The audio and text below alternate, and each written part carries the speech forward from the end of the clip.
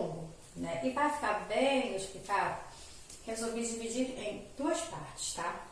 Então veja só, a competência da argumentação, tá? A parte da argumentação, quando você pensa na competência 3 e na competência 4, o que acontece? Veja só como está a nossa argumentação, que é o desenvolvimento, que é o seu momento agora de convencimento, de persuasão para o seu texto, para você conseguir ter êxito no seu Enem, certo? Ou até mesmo se for, no momento eu estou falando sobre argumentação escrita, mas isso não significa que também não possa ser na oralidade. Por quê? Quando há, por exemplo, debate regrado, essa matéria é uma matéria onde eu costumo voltá-la, mas exemplificá-la também aos debates políticos, né? Nos debates políticos, o que acontece? Eu tenho argumentos apresentados pelos debatedores. Então, veja, esses debatedores, eles têm que saber lidar com o quê? Eles têm que possuir o poder da persuasão, que estará onde? Nos seus argumentos. Então, para que ele possa convencer, e você, escritor, também convença o leitor do seu texto sobre as suas ideias, sabendo-se que você tem que trabalhar com fatos. Fatos esses que você tem que buscar a veracidade dele. Você tem que saber que esses fatos são verídicos, eles não podem ser fato fake, certo? No passado, falar, fato ele tem que ser real. Sim, o pessoal chegava e falava, mas olha, fato é real. Porém, mediante o avanço tecnológico, também existe fato fake, né? Então, temos que estar sempre atentos, buscar sempre as melhores bibliografias, no que se refere a livros, no que se refere aos melhores endereços na internet, onde você sempre conseguirá de imediato tudo que tenha fatos que são literalmente verdadeiros, porque são estes os fatos que você irá trabalhar, certo? Então veja só, na competência 3, ela diz o quê? Ela pede para selecionar, relacionar, organizar e interpretar informações, fatos, opiniões e argumentos em defesa de um ponto de vista. Então, veja, você tem que saber o que você vai trabalhar, como você vai trabalhar. O seu texto ele tem que estar literalmente organizado. Você não pode começar da metade, ir ao final e voltar ao princípio. Então, você tem que ordenar o que você escolheu como fato a ser apresentado. Como você irá apresentá-lo, certo? Não se esqueça que você vai trabalhar com causa, consequência, acrescentará no meio deles uma citação, que você assim trabalha com a parte sociocultural, que é a parte que o Enem mais gosta, sempre chama atenção a isso. Vai aprofundar aquilo que você já falou lá no início, no final, vai reafirmar de forma a convencer mesmo a matéria que nós já falamos sobre reafirmação, tá? Então, olha só. Isso tudo aqui é a competência 3. Uma única competência mexe com tudo isso. Aí, ainda para mexer com argumentação, eu tenho a competência 4. Na competência 4, diz respeito a demonstrar conhecimentos do mecanismo linguísticos necessários para a construção dos argumentos. Vamos lá, olha a língua portuguesa aí. Você irá buscar vai mexer com toda a morfologia, com toda a sintaxe, vai mexer com a semântica, você não irá repetir palavras, você trabalhar com linguagem formal. Essa sua linguagem formal, ela deverá não ser extremamente rebuscada, a não ser que você tenha um vocabulário extremamente rebuscado, aí sem problemas. Por que eu falo não fazer tão rebuscado? Porque se você é alguma pessoa que não tem o hábito de fazer textos rebuscados, o que acontecerá? Você poderá rebuscar uma parte e outra parte ficar extremamente informal. Então, o texto ele não fica uniforme, entendeu? Ele não terá uma única forma, ele terá formas diversas dentro dele mesmo, o que você não poderá fazer. Você deverá sempre colocar o seu texto o mais uniforme possível. Por quê? Quando você assim faz, a sua tese, a sua argumentação, toda a sua dissertação, ela ficará sempre muito bem alinhada, certo? Por exemplo, eu sempre comento, há pessoas que gostam de colocar uma palavra extremamente difícil na introdução, aí busca uma outra mais difícil ou igualmente difícil no argumento, e o mesmo faz na conclusão. E quando você pega todo o seu texto, esse seu texto está escrito numa linguagem formal, mas não acompanha o rebuscamento destas palavras. Então, o seu texto ele fica um tanto quanto incoerente. Você pode vir a perder pontos desnecessariamente por causa disso. Não faz-se necessário buscar as palavras mais complexas. O que você deve fazer sempre? Utilizar a linguagem formal, não ter repetição, faça uso e abuso dos pronomes. Se você falou exemplo, a Maria, agora você vai falar dela, depois você fala ela, você utiliza, por exemplo, o pronome a para fazer referência a Maria. Então, veja, eu trabalhei 4 Maria e mais 3 pronomes, certo? Faça a sua conjugação verbal, tente fugir das conjugações que eu coloco, como dizer assim para vocês, essas conjugações que eu peço para vocês fugirem é quando vocês fazem uso do verbo auxiliar com o verbo principal. Conjuga, faça a conjugação. Quanto mais você apresentar a banca que você sabe conjugar verbos, mais bonito ficará o seu texto, certo? Não precisa rebuscar ao extremo, você precisa ter uma linha. E essa linha você tem que convencer. Então, às vezes, quando você escreve o mais simples, porém fazendo uso da linguagem direitinha, bonitinha, com a sintaxe, com a morfologia, com a semântica, um texto coerente, com coesão, entendeu? Então fica muito mais bonito e mais fácil de você conquistar. Não busque rebuscar. Ah, eu quero. Tá, como estamos na pandemia, até aconselho. Quer? Show, vamos tentar? Você vai ter que me enviar mesmo alguns textos e eu terei que corrigi-los. Então, eu irei ver se aquelas palavras elas estão bem colocadas ou não, certo? Fuja de locuções, se possível. Se não der, tudo bem, não tem problema. Há momentos em que não dá, dependendo do seu texto ali trabalhado, não dá para fugir. Mas se der, fuja, trabalhe, seja muito claro, muito objetivo. Você tem que persuadir, certo? Então, veja, aqui eu estou trabalhando com a minha parte linguística, certo? Eu tenho conhecimento para isso, estamos estudando para isso, então vamos apresentar nosso conhecimento, ok? Aqui eu coloquei que é necessário ter, no caso, para ter uma boa argumentação, você tem que ter uma sequência lógica. A organização, ela vem ali perfeita, certo? Você tem que apresentar o conceito de progressão argumentativa. Que é isso? A progressão argumentativa, ela faz o quê? Ela remete diretamente à noção de uma espécie de evolução do texto. Você vai começar do simples para o mais difícil. Essa é uma evolução essa é uma progressão argumentativa, certo? Você tem também que apresentar, não deixa de precisar do conhecimento, né? Apresentar o conceito de progressão argumentativa. Falei. Conhecer o clímax argumentativo. Gente, vocês pensam sempre no clímax em um texto narrativo, não é? Aí pensa, tem clímax argumentativo? Como assim? Clímax não é na narração, mas também tem na argumentação. Aí eu coloquei aqui, olha só, clímax é fazer uma comparação entre ideias e definir a força de cada uma delas na defesa do ponto de vista. Veja bem, quando você trabalha, tem várias ideias. Você, por exemplo, trabalha em um determinado parágrafo, determinada ideia. Ideia A. No parágrafo B, você trabalha com a determinada ideia B.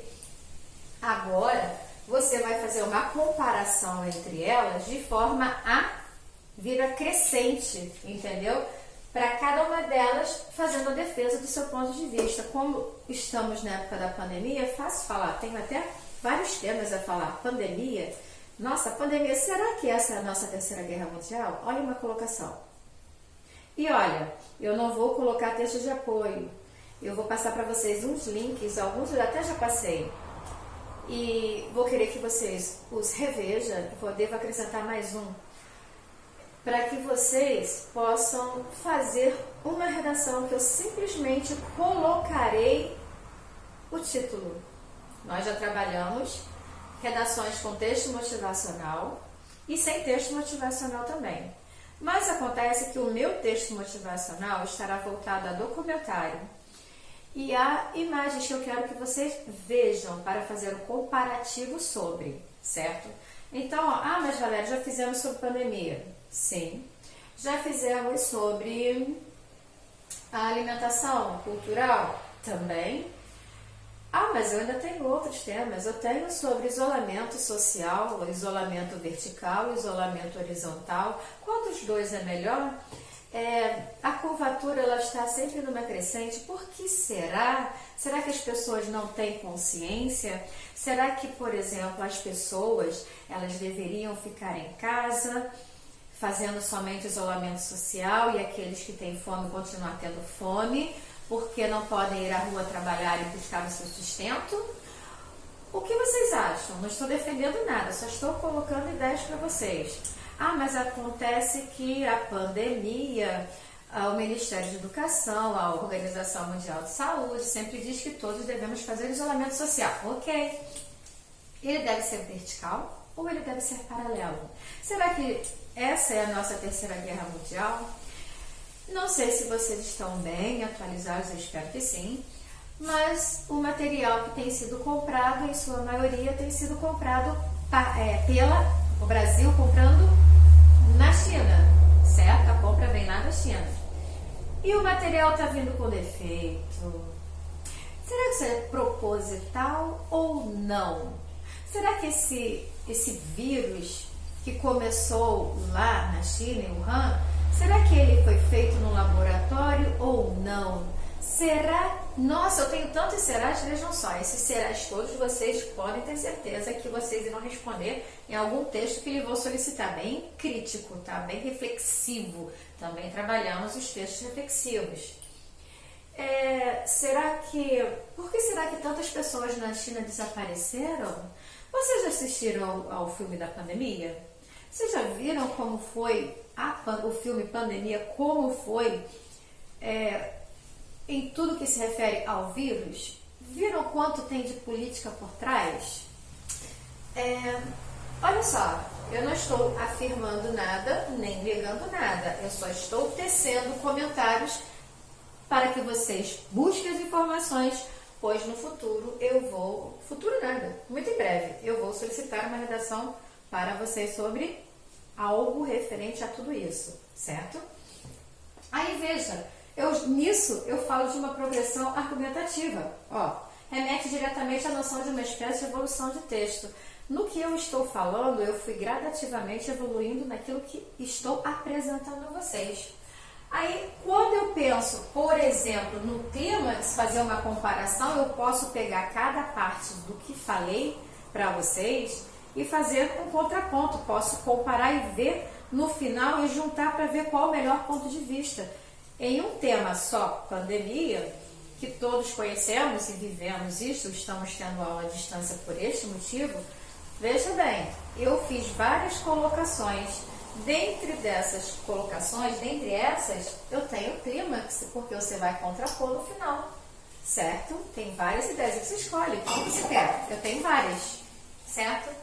Aí coloquei aqui também, saber ineditismo. O que é o ineditismo? Sinceramente, eu não sou tão fã dele. Aí tem também, com relação ao ineditismo. O que é o ineditismo? Ineditismo é iniciar o argumento mais comum até chegar ao mais raro. Bem, esse é o tipo de redação mais simples, certo? E como você é alguém que irá trabalhar de diversas formas e buscar sempre aquela que, de preferência, tenha maior impacto, ou seja, aquela muito óbvia, aquela muito simples, o ineditismo eu penso assim, é o meu último recurso, certo? Por quê? Se eu tenho o recurso que posso trabalhar com citações, se eu tenho o recurso que eu posso trabalhar com a parte da causa, consequência, eu vou colocar citação e eu vou colocar conhecimento sociocultural, eu farei uma alusão histórica. Veja só, eu estarei nesse momento com um argumento extremamente mais bem trabalhado. Não estou dizendo que o ineditismo não serve, mas se de repente você não tiver nenhuma luz naquele momento, se você trabalhar com o ineditismo da forma exata, pelo menos você já terá um bom caminho andado. É claro que quando aparecer uma outra redação, se estiver muito bem redigida, coesa, coerente, né, com todo o raciocínio lógico perfeito, apresentando causa, consequência, citação, sociocultural, alusão histórica, aprofundando seus argumentos, é claro que ela ficará muito melhor do que a do ineditismo. Entendido? Mas, como não sabemos, o nosso momento da prova, pelo menos temos que ter uma noção de que o ineditismo você começará sempre trabalhando com aquilo que é mais comum, mais simples, para o mais raro. Aí vamos lá, você também tem que saber fazer o quê? Olha só, você tem que saber selecionar, relacionar e organizar, para que as suas informações ali apresentadas ficam perfeitas, certo? E chegar ao mais raro, nunca ficar naquilo, você não pode pensar em ficar acomodado, você tem que ir sempre buscando algo mais. Então, o raro é o ponto principal do ineditismo. Se você se acomodar e ficar naquilo que é muito básico, que todo mundo sabe, que é simples, sua redação ficará pobre. E claro que vocês não farão isso, certo? Então, olha só, voltando para cá, eu também falei saber ineditismo com base na justificativa apresentada. Você vai apresentar e segue o teu ineditismo, certo? Noção de dialética como macroestrutura. Nós já falamos também na última aula de argumentação 3. Isso, a 3. Nós falamos sobre a dialética. Na anterior falamos sobre silogismo também, que é maravilhosa. Se trabalha com dedução, indução. Quando bem trabalhada, ela fica maravilhosa, certo? Vocês têm que lembrar tudo que nós estamos falando, tá? A de dedução e indução, que mexe com a parte filosófica, é uma das preferidas, tá? Com relação à banca do Enem, certo? E eu tenho comentado isso com vocês. Aí veja só, o que é a dialética? A dialética é a macroestrutura. Como assim? Apresentar é quando apresenta dois pontos, né? Ela tem o objetivo de apresentar dois pontos de vista para defender um deles. Você tem dois para apresentar um. Ambos ou uma terceira via. Quais são as ideias que você tem ali? Aí você sempre vai partir daquilo que é maior, certo? Quando você pensa no ineditismo, você parte do menor para chegar àquilo que é mais significativo, mais raro, mais objetivo, certo? Não é tão fácil chegar, tá? Não é aquele texto que você fica acomodado, como eu falei há pouco, mas sim que você vai buscar, você vai colocar de forma que a pessoa, ao ler, não pense em mais nenhuma outra ideia. A sua ideia você conseguirá fazer com que quem leia entenda e seja convencido, certo? Aí, voltando para cá, eu tenho também a noção de causalidade. Eu gosto muito dela. Sempre falo isso, né? A causalidade, ela tem... Qual é o objetivo dela? Ordenar as ideias com base em relações de causa e consequência existente entre eles. Você pega a causa e a consequência. Olha, se eu estava falando sobre pandemia, olha quantos tópicos eu fui apresentando. A pandemia tem diversos assuntos, tem tantos assuntos que vocês já fizeram um tema falando sobre pandemia, que já tem falando sobre, deixa eu ver, deixa eu tentar me lembrar, são tantas redações falando sobre alimentação cultural, né, que foi uma das possibilidades apresentadas para o início dessa pandemia, certo? Então veja só, a pandemia agora tem isolamento, qual é o melhor? Vertical, horizontal? Eu tenho minhas dúvidas, porque se você faz o vertical é aquele que, se eu não estiver, acho que eu não estou errada, né? Horizontal, todos ficam na residência. O vertical, quem não é do grupo de risco pode sair para trabalhar. E quem é grupo de risco fica em casa. Aí vamos lá, analisa comigo. Se eu saio para trabalhar, eu não sou grupo de risco. Né? Não sou grupo de risco. Não tem nenhum problema respiratório, né? Não sou grupo de risco. Então, vamos lá. Estou saindo para trabalhar. Ok. Mas quando eu chego em minha residência, na minha residência tem hipertenso, exemplo, tem diabético, tem mesmo. E também tem mais problemas respiratórios. Então, o que acontece? Veja bem, se eu saio, eu sei que eu tenho que fazer toda a limpeza, tenho que botar roupa na máquina, tenho que limpar a sola de sapato, tenho que limpar todos os objetos. Se saio com algum objeto de metal, tem que imediatamente passar álcool em gel. Tem que pegar a máscara, botar ali e tal, lavar, botar de molho. Ok, eu sei tudo isso, mas será que eu não tenho a maior probabilidade de chegar em casa e passar o vírus para as outras pessoas? Como fica? Então, é complicado, né? Na televisão costumam falar, nos noticiários, que 70% da população vai pegar. A última vez que eu vi estava na casa de 160, 168 mil pessoas já infectadas. E durante a semana já chegou a 11.500, algo assim, 11.600, não tenho o número exato da centena, mas eu sei que já passamos de 11 mil. Ainda não chegamos a 12, mas já passamos de 11. Então, veja só, analisem comigo, como deveria ser esse isolamento? O que vocês acham? Daria certo ou não daria certo? Ou teria que ir todo mundo para a rua? Não se esqueçam que quando você pensa em ir para a rua, o nosso sistema de saúde, por mais que tenham pessoas ali, leitos, etc., não tem para todos. Se todo mundo pegar de uma vez só, como faz? Muitos morrem. O que está acontecendo? A conhecida escolha de Sofia, não sei se vocês lembram, a escolha de Sofia é quando o médico tem que escolher quem vai e quem fica.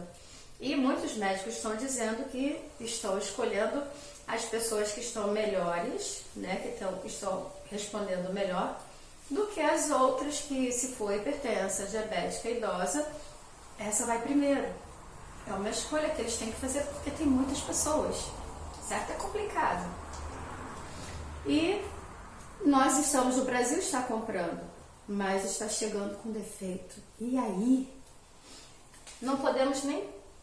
vou colocar meu ponto de vista, tá? Não podemos nem colocar a culpa no governante. Por quê? Desculpa, gente, estou com uma energia forte, tá? Por quê? Não posso colocar a culpa no governante. Ele está comprando. A China está pedindo mais caro. O Brasil está indo buscar. Pelo menos assim, foi a última notícia que eu ouvi. A China está vendendo, tinha que pagar de uma forma valor maior. Está, de certa forma, superfaturando, é óbvio. É a lei de quem tem mais, né? Da oferta e da procura. E o material está vindo com defeito. E aí, como faz? Ele está comprando, o governante está comprando. Complicado. E as pessoas estão na rua. Meu Deus, eu fico desesperada. As pessoas estão na rua. Eu saio muito pouco, mas quando saio eu vejo pessoas caminhando, eu vejo pessoas correndo, eu vejo pessoas... Tudo deveria estar em casa. Então vamos voltar para cá. A causalidade é que eu mais gosto. Dentro da causalidade você trabalha com o quê? Dentro da causalidade você vai trabalhar com a causa, a consequência, o fato, vai trabalhar com a citação, você vai aprofundar mais o seu texto. Se você quiser, mexe com a parte sociocultural e fica riquíssimo. Certo, gente? Depois a gente continua e essa foi a aula de hoje. Espero que tenham gostado. Me dê um retorno aí, vai. Se vocês gostaram, dá like lá. Até a próxima.